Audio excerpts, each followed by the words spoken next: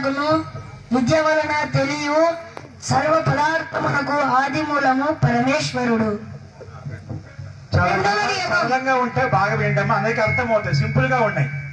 రెండవ నియమం, ఈశ్వరుడు సచ్చిదానంద స్వరూపుడు, నిరాకారుడు, సర్వశక్తిమంతుడు, న్యాయకారి, దయాళుడు, అజన్ముడు, అనాది, అనంతుడు, నిర్వికారుడు, సర్వాధారుడు, సర్వవ్యాపకుడు, సర్వాంతర్యామి, అజరుడు, అమరుడు, అభయుడు, నిత్యుడు, పవిత్రుడు, సృష్టికర్తవై ఉన్నాడు.